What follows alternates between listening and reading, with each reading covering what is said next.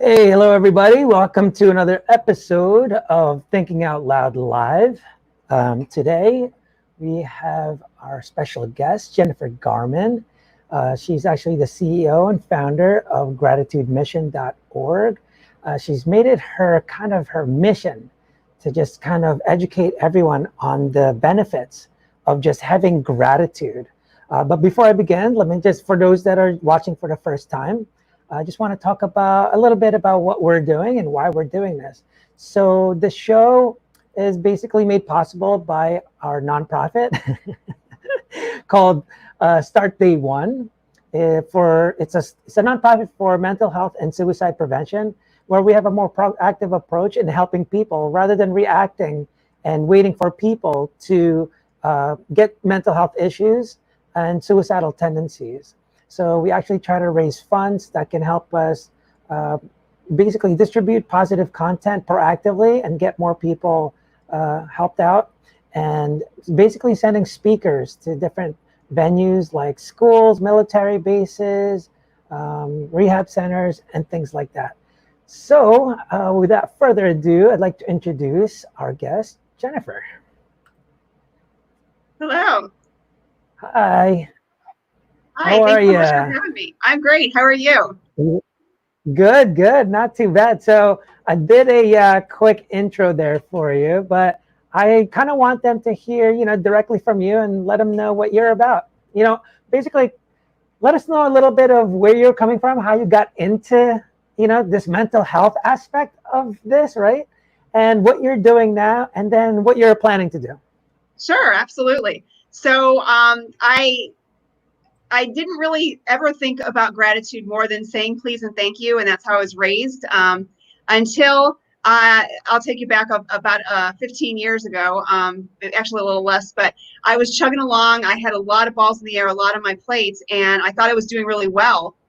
And just one night, the rug got pulled from under me, and I started getting massive insomnia. Just I could not sleep. And when I say insomnia, I mean I stared at the clock all night for nights, night after night. And I was just, thinking, oh, the next night I'm going to sleep. And this has never happened before. And I finally went to the doctor. I'm like, listen, I'm at my wit's end. I have to be able to sleep. I feel like I'm going to jump off a cliff. And they wanted to give me medicine. And it frustrated me because I knew that just it was going to be a Band-Aid and I wasn't going to find out what was actually causing it. And that kind of took me down this path for the next 7.5 years of chasing, what was it that I had? It turned from insomnia to all kinds of food intolerances, allergies, autoimmune diseases, Lyme disease. I mean, you name it, they diagnosed me with it, they treated me for it, and it didn't do anything for me. And after about 7 years, I was just like, okay, you know what? It doesn't look like I'm going to die from this. I'm not great, but I'm pseudo functional. So I'm going to go get my life coaching certification and just do the best I can on a part-time basis and just try my best to, make a living doing something. So I started studying for that, and the notion of gratitude kept coming up over and over again. The happiest people are grateful people, and the most fulfilled people have gratitude in their lives. And I just decided, okay, I don't have anything to lose. I'm just going to start incorporating that in to my practices. And I was also studying neuroplasticity at the time. So I decided to bring that and marry the two together and practice them together. And I thought, you know what, well, let me concentrate on my health and see, if I can get my symptoms a little bit better through this and just play around. And within a week's time, my symptoms started to significantly improve for the first time in years. And so I kept practicing it. I was still very skeptical. I thought that this was a fluke and this was going to come back. And in a month's time, though, less than a month, actually, all my symptoms had completely gone away. And I was still very skeptical. And I started really digging into the research and the data and found out that this was not an anomaly. I was not the only one to be able to, use my thoughts and my my willpower, so to speak, in a positive way to heal myself. And in essence, that's what I did. And so I decided I was going to try and share this with as many people as I could. I decided to start gratitudemission.org and take a product to market to teach gratitude to others, connect people together through a product called the Growing Gratitude Tree. It's a great family product that you can use to start a practice of gratitude and connect to people offline and in a real face-to-face environment. And that was most of the year 2018. And then last year, 2019, I had the opportunity to write a book about my story and about all the science and data and research I gathered, and as well as so many other people's stories that I had found out through the years. And that's all incorporated into my book called Flourish, 7 Ways Gratitude Can Transform Your Life.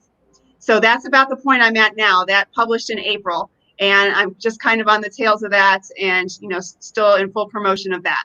So that's where I'm at now. Yeah, awesome, impressive, right, guys? No, it's really cool your story, and you know what I like. We've talked about this before. Every time I talk to people, I always say, you have to be proactive. Everyone tends to wait until they have those issues that you're having, right? But I actually read this book. It's called Mind Over Medicine, and it's funny because you're talking about all these different ailments that's hitting you physically. A lot of people don't understand how your mindset can actually affect your physiology, like significantly.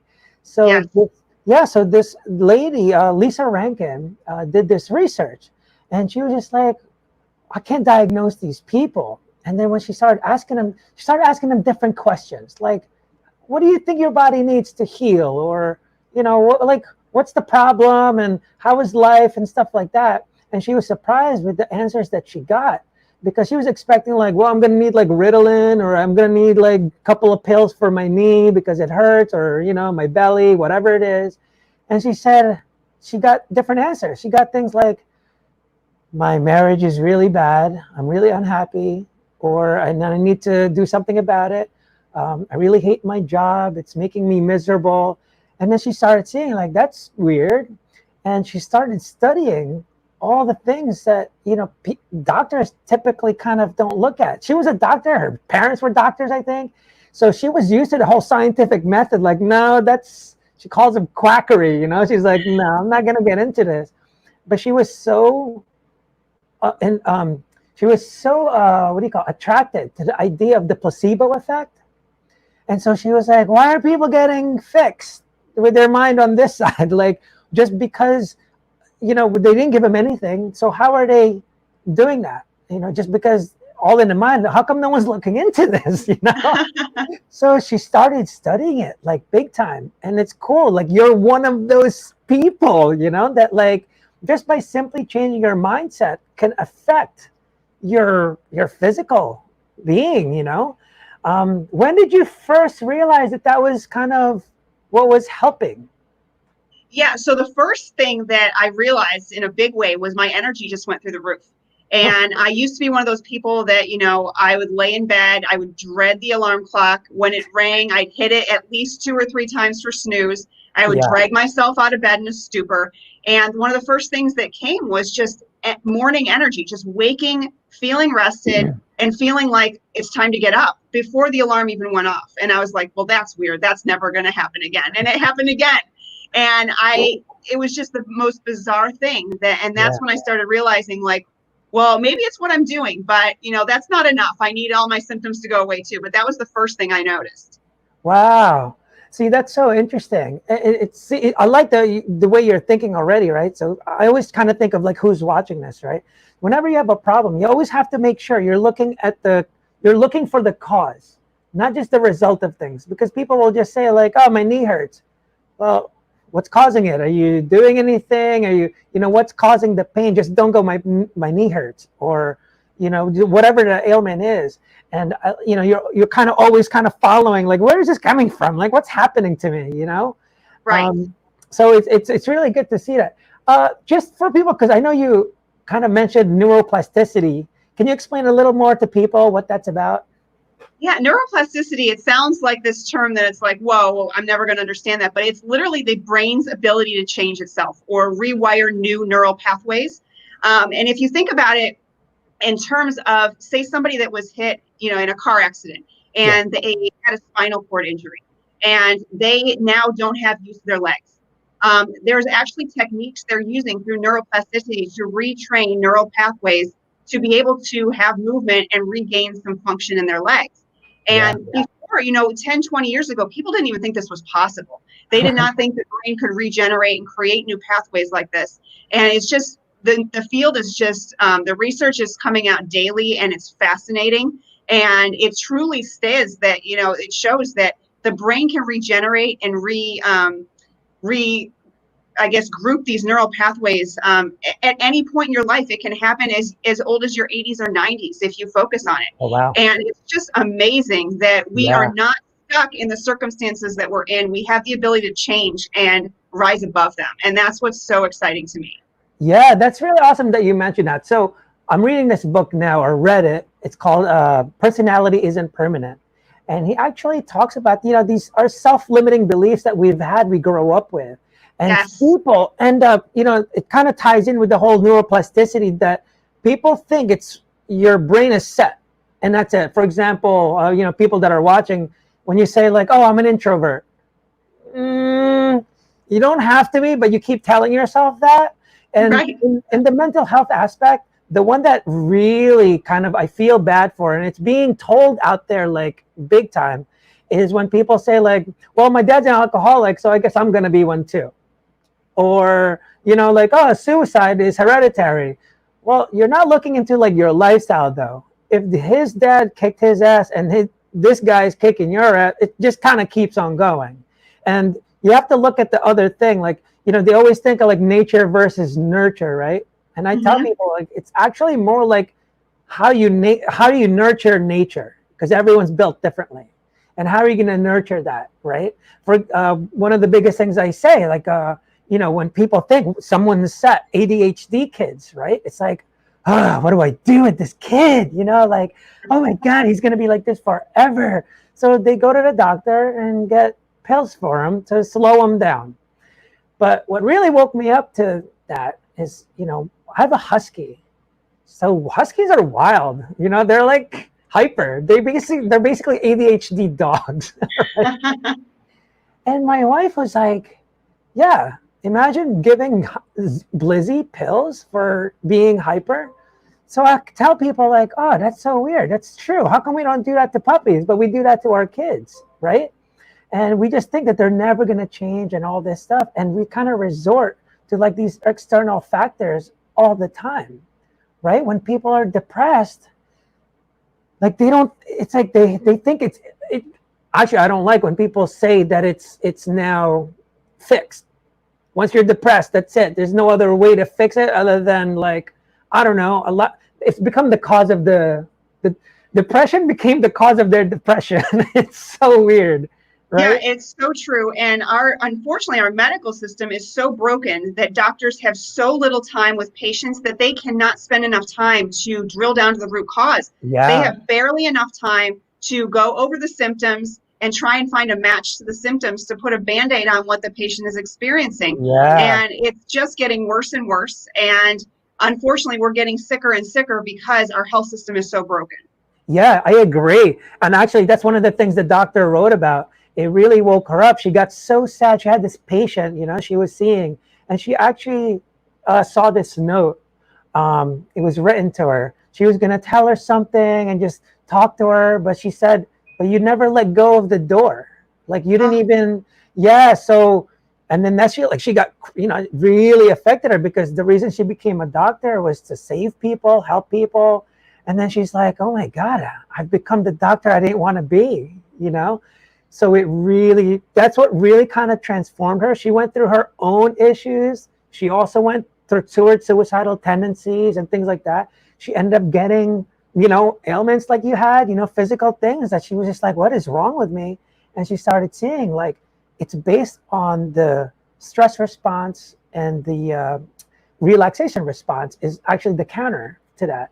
And so what I like, with gratitude, I always tell people everything seems to stem from your perspective, like almost all the time. I have watched so many people. You can look at Tony Robbins. You can talk at any like motivational guru.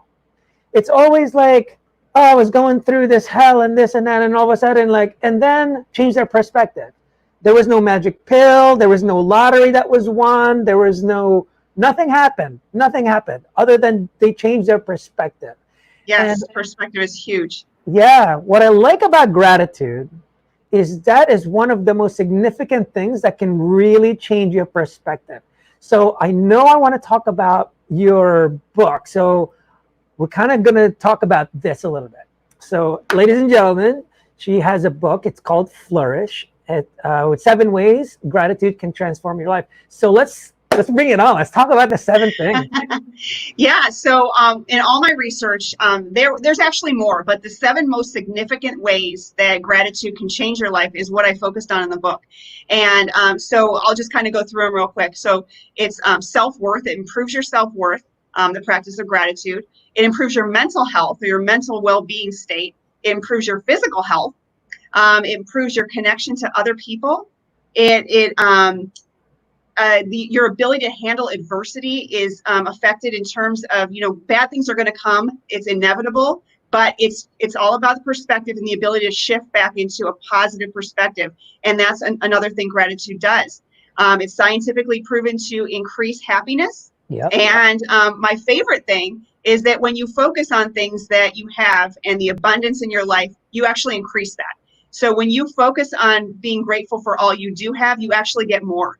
And I leave everybody with one thing, and that it's so easy, but it's so true. And it's what you give your attention to and what you focus on multiplies. So if you are giving your attention and focusing on negative things, you're going to bring more of that into your life. You're going to connect with people that are negative. You're going to wallow together. But if you change and you try and focus on things that you're grateful for, things that you have, things that are positive, that will multiply. It's as simple as that shift. And if people don't remember anything but that, I will have done my job, because that was the most profound thing I learned in all of this. And it's so true. I've talked to countless people who attest to the same thing. I used to be a glass half empty person. When I shifted and I looked at all I did have, I started to get more, and I started to bring more into my life. It was just, it's amazing, the stories and the people I've talked to. I just get so excited talking about it. I know, it's so funny though, right? That, I always tell people, just like physical weight, everyone knows this. Think more positive. Like, everyone knows this.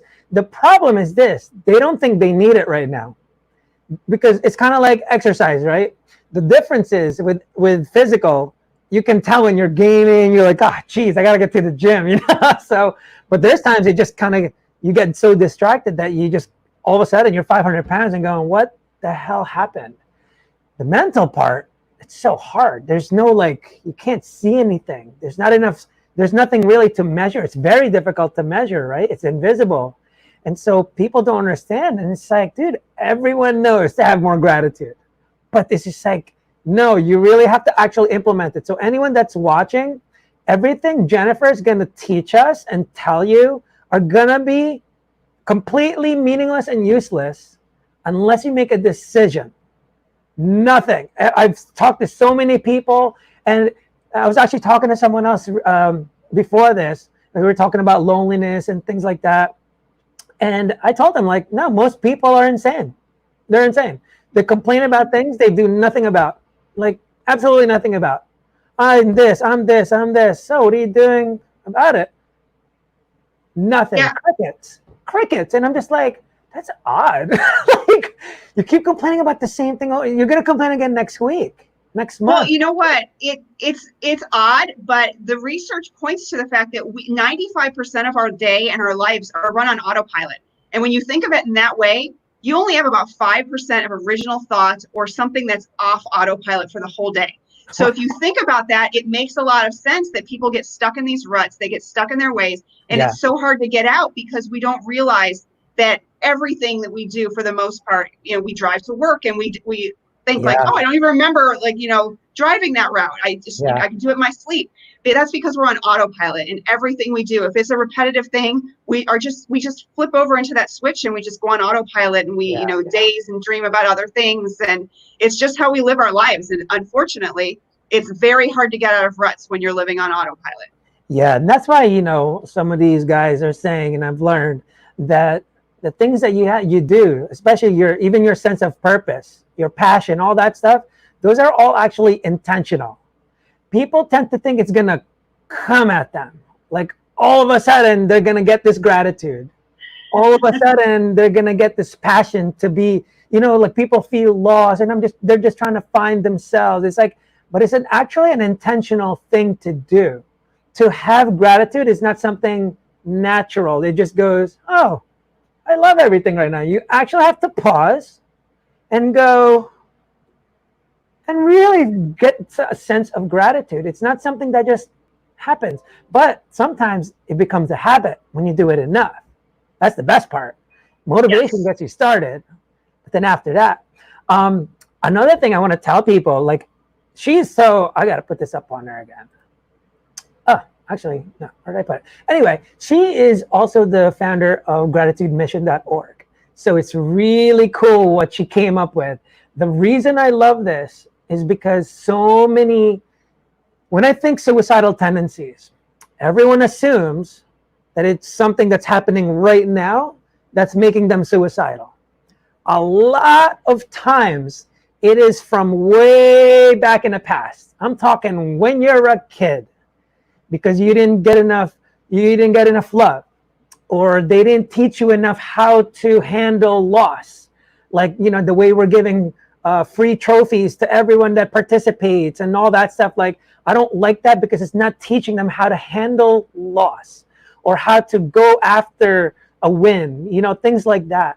And what you do, actually, I'm going to let you explain. How did you come up with this idea and said, you know what, this would be a good way to teach gratitude?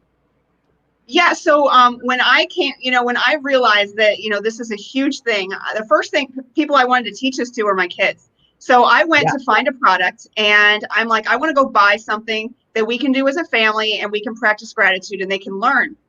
I couldn't find anything.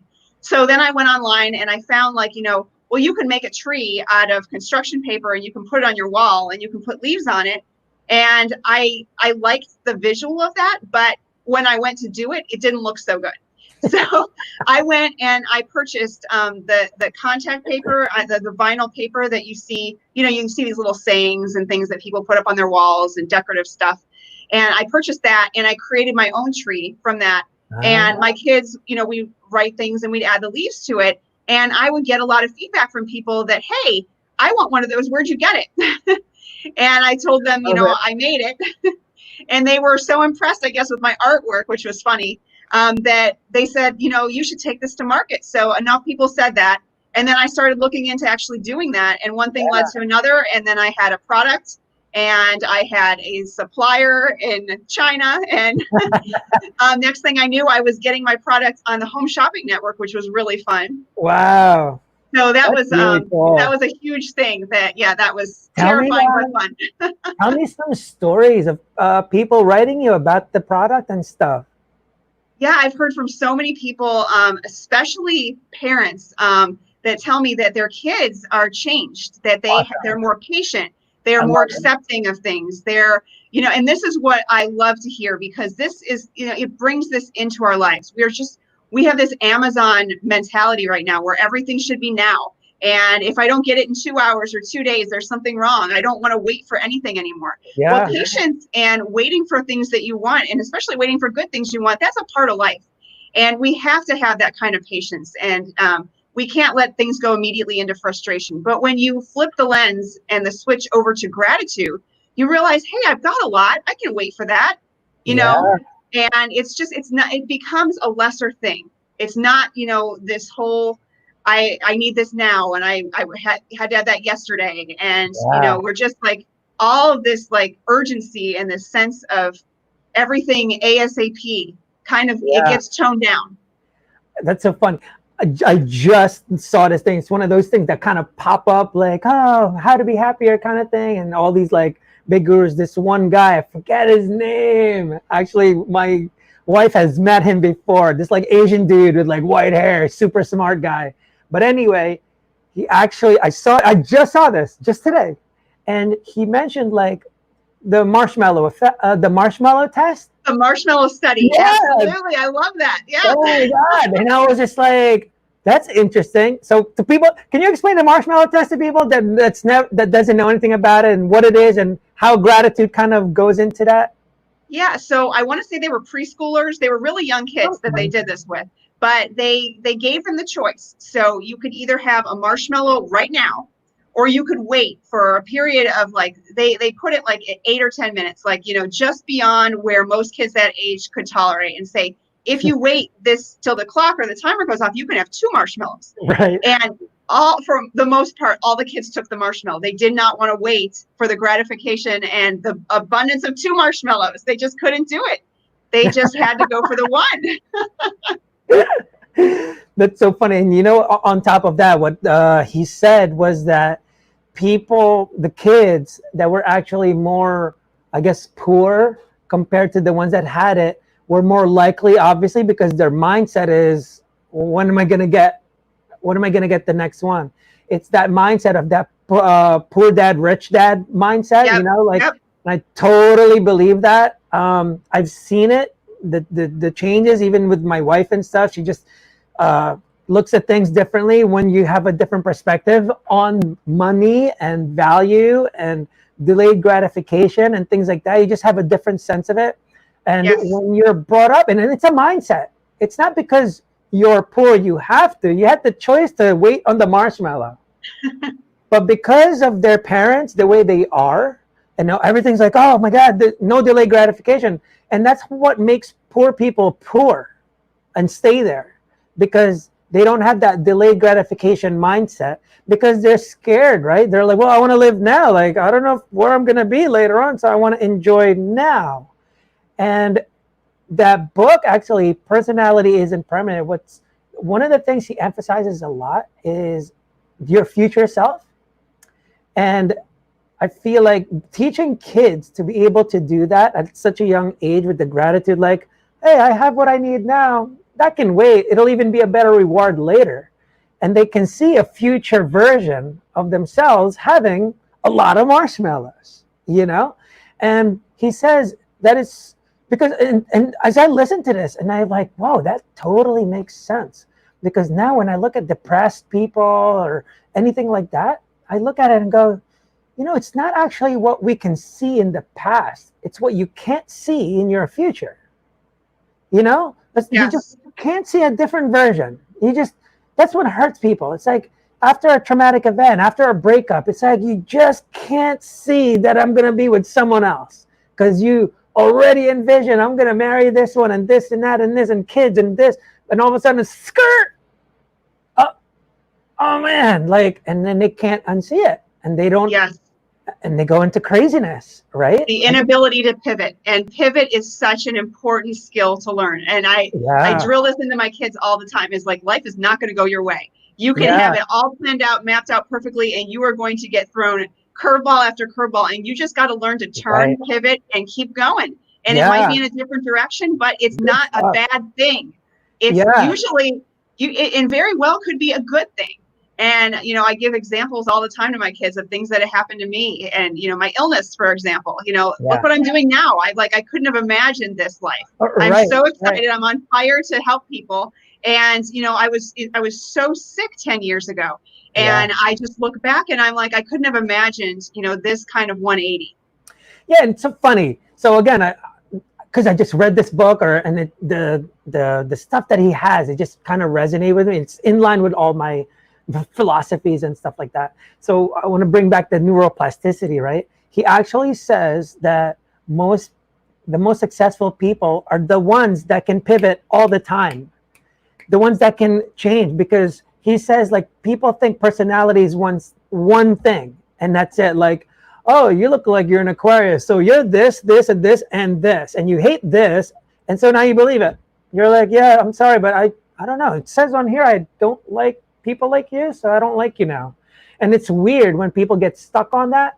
And he's saying, like, there's really nothing that keeps personalities that one personality. Like, it's been tested, because we're always evolving. The ones that are preventing the evolution are the ones that really hurt. And especially trauma, it fast forwards the evolution, right? The Jennifer 10 years ago is definitely not Jennifer today, right? No. And the Jennifer 10 years from now is going to be different also. Absolutely. And it's great you're teaching these kids that already, how to pivot, how to change their mind. And basically, he says, like, our personalities are malleable. It's not something straight. And that's where purpose comes in to play, like very importantly, because we're kind of trained, right? Since we were kids, get away from pain and go towards pleasure. You never go like, oh, let me go to the painful one and I want to go away from the pleasure. Like, no, I don't want that.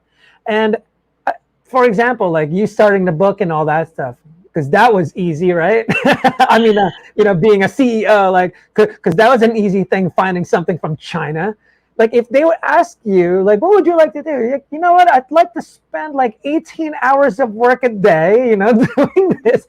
You just don't go to it. But when you have a sense of purpose, and you had that sense of purpose, like, I have to tell more people and educate more people on how we can instill gratitude in kids. You no longer thought about the pain and pleasure of it because you're so focused on the purpose. And yes, purpose is a huge motivator. And I want to step back because you had mentioned, we want to kind of level out any pain and remove it completely. And we can't do that.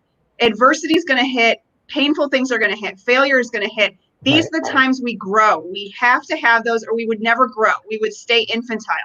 And if we didn't go through these, traumatizing things and, these somewhat awful things sometimes in life, but we have to do that in order to grow.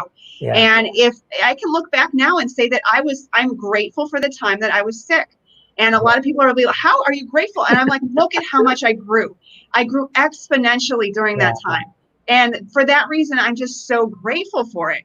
And you can look back on your life and the hardest times, I ask anybody to do this, the hardest times you went through, look at what happened after that. Aren't you like, you accomplished so much coming out of that and you're stronger for that. And use that as, your motivation to get through the next tough time. Look back and say, I got through this X, Y, and Z. I'm going to get through this too. And you will. You'll come out stronger and ahead, and it'll just make you a better person. Yeah, and right. So people that are watching, like you need to change your perspective all the time, right? So what you're talking about, it's like you really just have to be able to kind of change, because you're always changing. But when you try to stop the change, it goes negatively all the time, And it's like you're always going to evolve.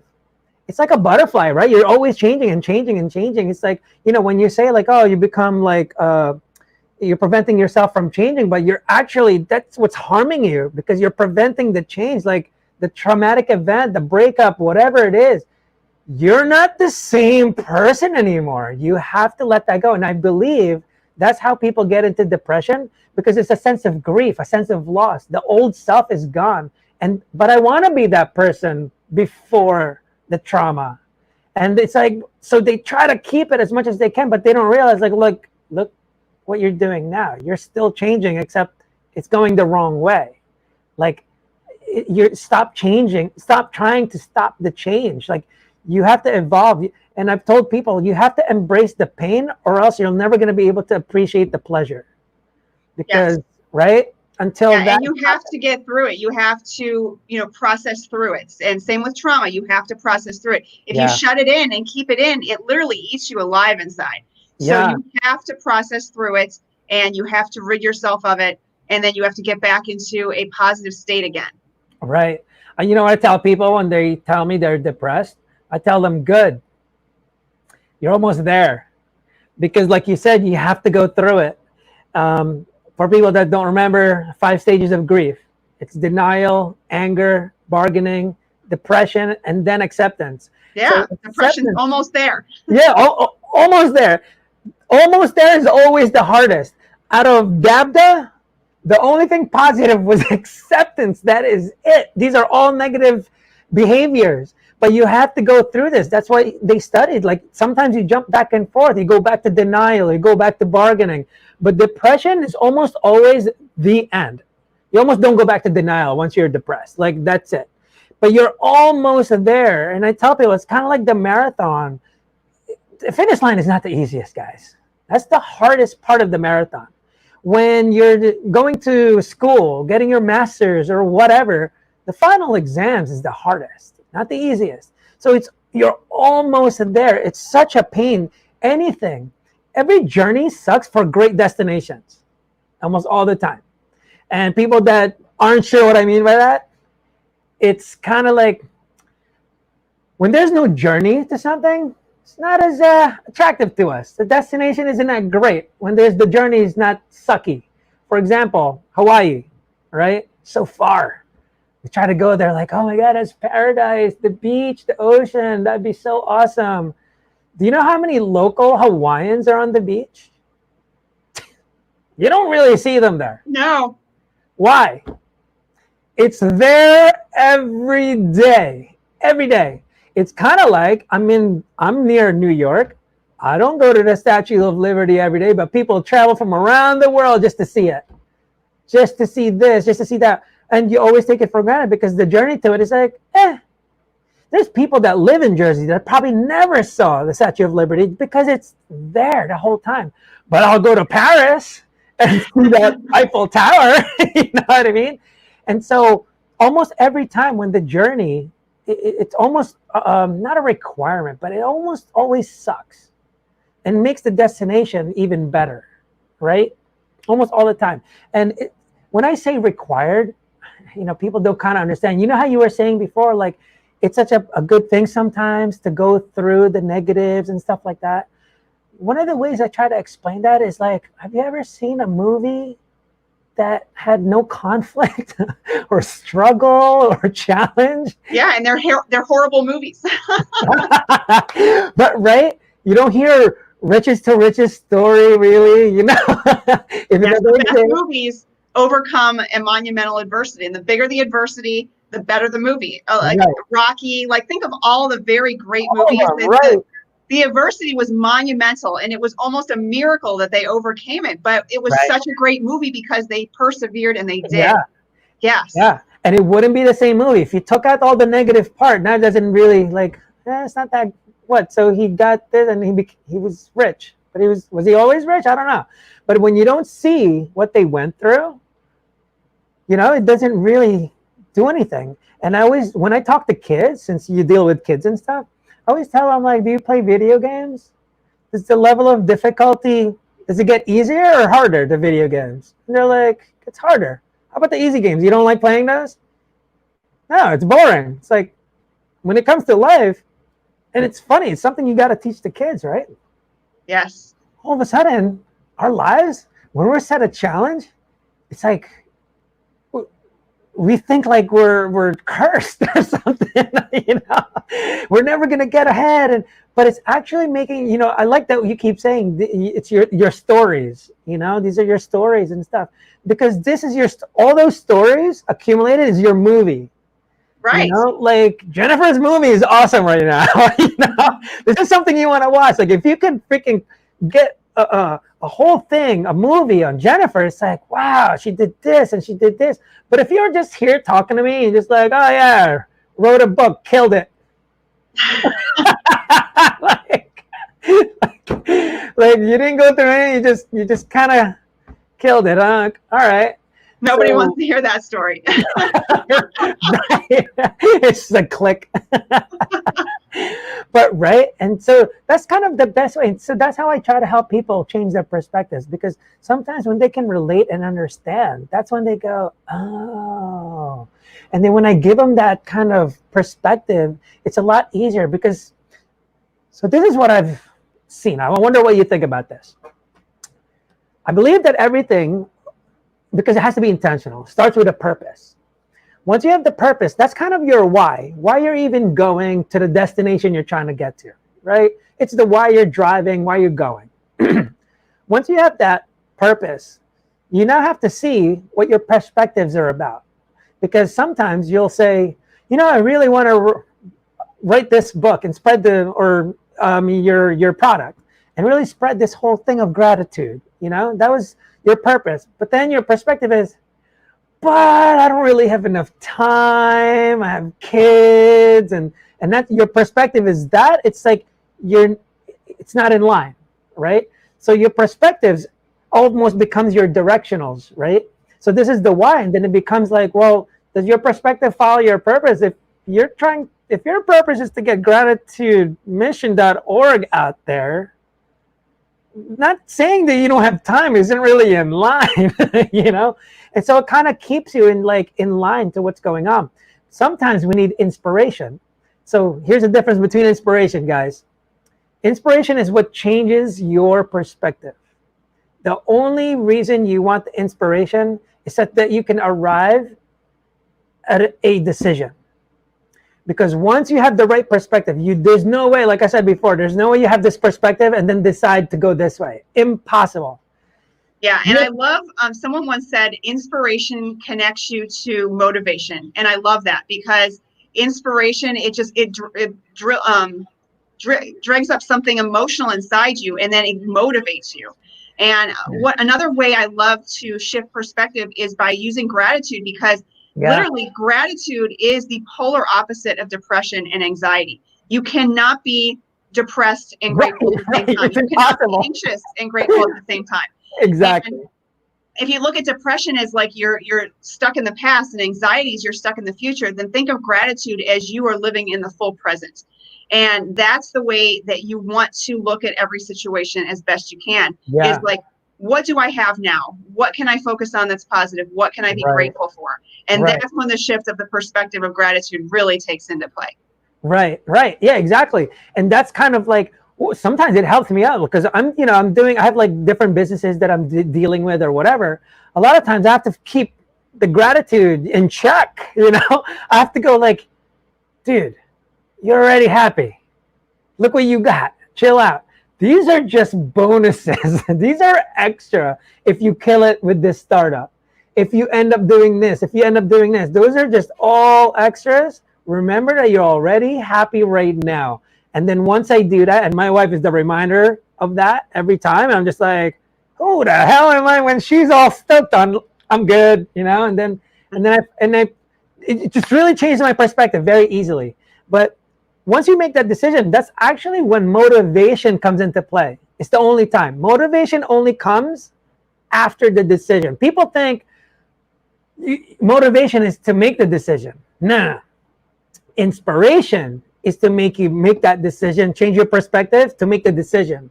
Motivation is afterwards. I cannot motivate you to go to the gym until I have inspired you to change your perspective that you should probably go. Once you decide, then I can go like, yo, come on, let's do 5 more, 6 more. All right, let's go to the gym. All right, let's run. That's where motivation comes into play. Motivation's, again, it's an ongoing thing. And then depending on what happens, if your perspective shifts again, all of a sudden the motivation disappears with it. And so you really have to start with the perspective again. So like all of a sudden you see a movie that inspires you, or you see a quote, or you see something, it's just random. All of a sudden you kind of think, but it's better when you're very intentional about it. So, people, when, like I said before, gratitude, what are your ways? Do you have any ways of like how you remind yourself about gratitude? Yeah, I have several, and these are great ways to start incorporating them in. One way is just to right when you wake up in the morning, just a couple things that you are grateful for. And that I slept last night, that I have this bed that's comfortable. There's so many things you can wake and be thankful for. And then right before you go to bed, a couple things. And if you have a little notebook beside you on the bed, you can jot them down. Some people are, it drills it in quicker if they see and have the visual. You can write them down and keep a little journal of it. I hear all the time people don't have time. I don't have an extra minute in my day. You can literally get out of bed and put one foot down and say thank, and the other foot down and say you, and carry that into brushing your teeth and showering, and bring gratitude in while you do those, and multitask and just bring it in while you're doing other things that you have to do for the day. And that is adding 0 time to your day to do that. Right. That's awesome. Yeah. Another great way that you, even 5 minutes, if you can just get outside for 5 minutes and take in nature. It's impossible to just take in nature and not be in awe and grateful for all the things that are going on around you. And I love to do that. When this whole pandemic hit, I got outside, and I was talking to someone about this the other day. The birds were just going crazy. And I'm like, I have never heard the birds this excited and this loud. And I feel so awful that we're stuck in the house. But then it hit me like, life is going on. This is going to end soon. It's not going to go on forever. And nature could care less if this is happening. We're all going to get back there. It's temporary. So I just had that shift in perspective, and I was grateful for, we'll just slow down for a little bit. We don't know how long, but it'll all get back to normal at some time.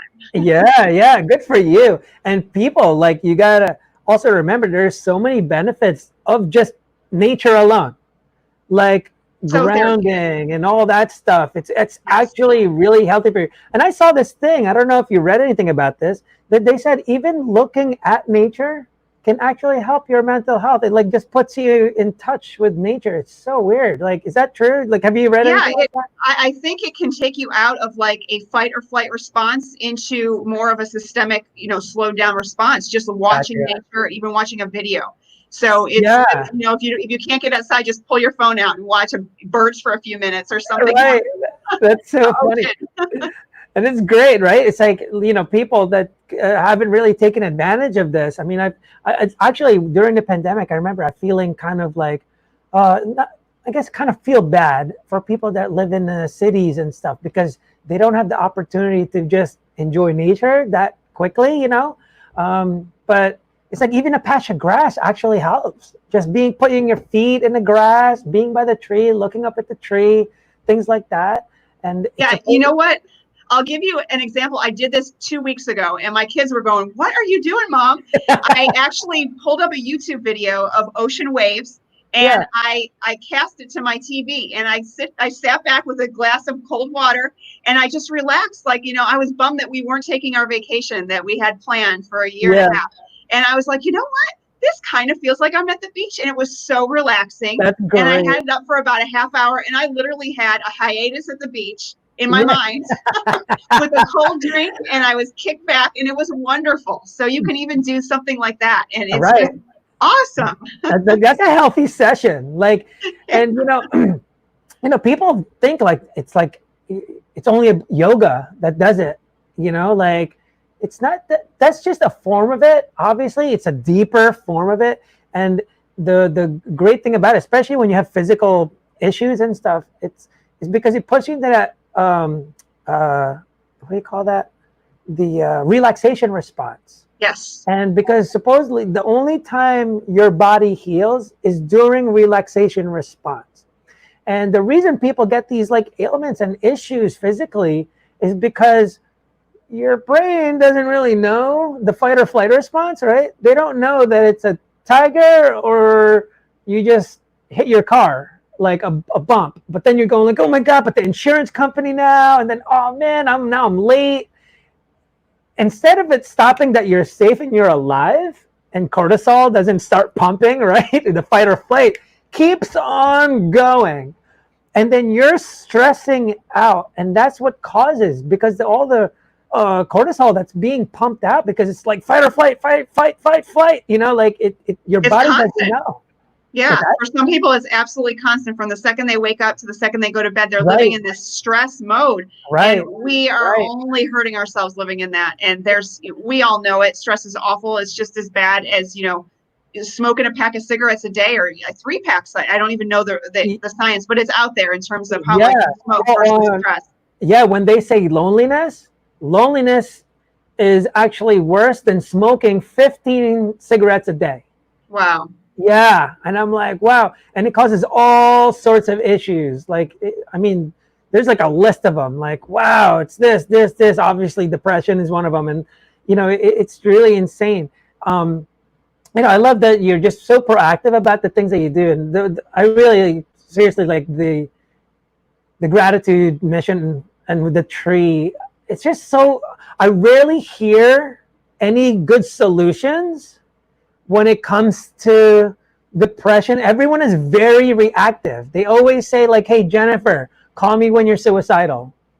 Yes. Well, when you're suicidal, okay? Now, don't get me too early when you're an alcoholic. That's way too early. Call me when you're hanging off the cliff. Yeah. Exactly. It's insane, right? And that's how they all are. They're very responsive. Even on World Suicide Prevention Day, all the articles that come up, we have to teach people how to look for the symptoms. Like, to look for the symptoms. You're telling people to look for the symptoms? That's insane to me. And I always refer to it like diabetes. And I always say that's like teaching people to look for diabetes and then telling your kids, eat whatever you want. Because I know how to look for diabetes. I know the symptoms. Yeah, it seems like backwards thinking, doesn't it? Oh, it totally is. And the thing is, it's literally how we treat mental health. Oh, he's in his room. Is that a sign? Who cares? You gotta love him up like right now. It's like exercise. You don't go like, you know what? I don't really need to work out until I'm 500 pounds. Like, no, you should really go to the gym like right now so you don't have to get to 500 pounds. And the same thing with Yes. mental health. It's like, stop waiting. So that's why I like commend you for, doing something that's way in advance. I've actually been picked for this big docu-series that's going to be on Amazon Prime. Wow. Yeah. And one of the things, so basically these teams are set with challenges, and each one is giving a challenge like major world problems, education, poverty, racism, and then suicide. Huh. So I believe they're going to give me something in the mental health. I'm not sure if it's suicide. I don't know what it is, but to me, they're all the same anyway. It's all the same cause. But I'm looking at it like, all right, what's the cause? I'm already trying to see like, and one of the things it's like, well, it all seems to stem when they're young. It's hard to change them later. Like, yeah, I can try and change you later, but if we're talking prevention, any prevention is proactive. Any prevention, whereas diabetes, cancer, if you're talking prevention, that's what you need, and it can't be something that's for the result. Like, well, they're depressed. Oh, what do we do that? Well, let's make the best thing that can make them not get to acceptance. Like, that's crazy, right? It's like, let them go to acceptance, man. Like, don't numb the pain. It's crazy. So, and that's why I always kind of look at what you're doing is from the past. So I remember what you've done, and I love it.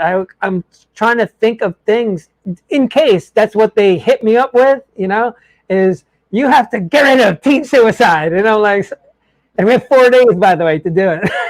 Oh, wow. That's not much Yeah, time. we have to come up with a team to come up with that. And so that resonates with me, that idea of like starting from when they were kids. So, yeah. So, it's just gratitude. You got to love these guys. Welcome. Always something to be grateful for. Right.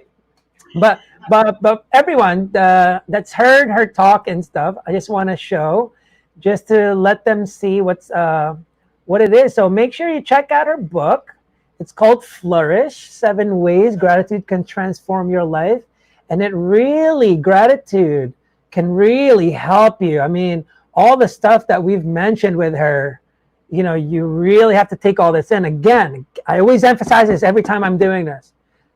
Not a fucking thing we've said will make a difference unless you make a decision about it. That's the only time. And that's the biggest thing that we promote with like my apparel companies. It's like, it's all about the decision. You can get motivation all day long, inspiration all day long, but without that decision, it's nothing. So that's kind of what you have to just focus on. So we kind of lucked out with your the 5:30. What do you call it? Yeah, it works out well. Yeah, it looks like you didn't glitch out at all. Not at all. Yay. Yeah, exactly, right? So yeah, so that's kind of cool that we're doing that.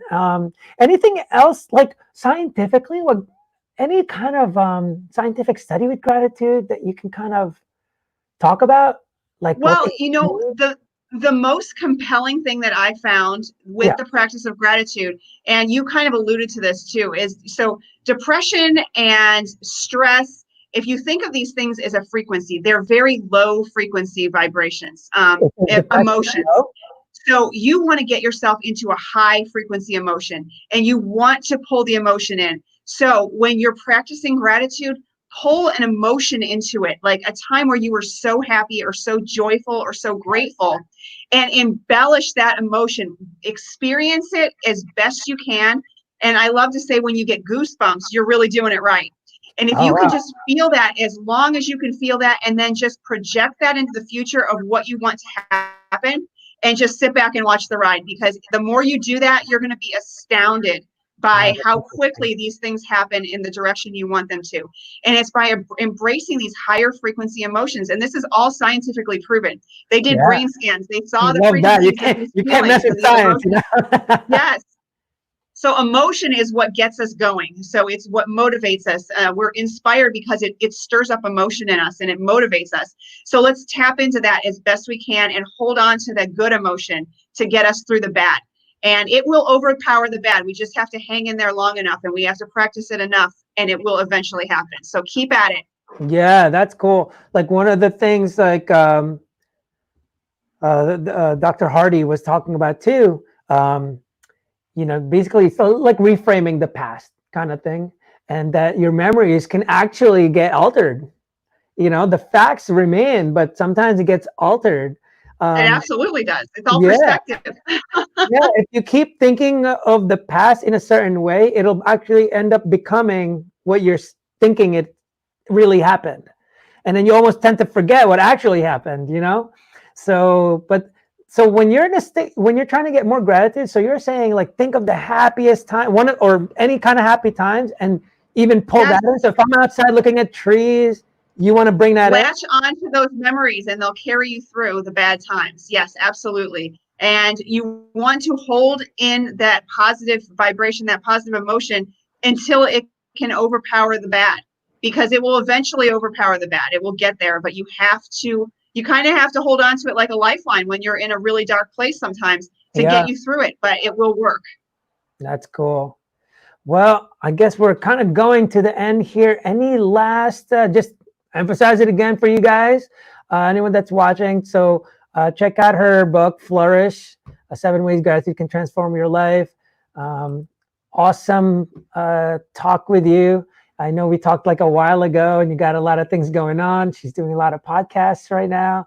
So, but thank you so much for taking the time to talk to us today. And it was really Thank cool. you.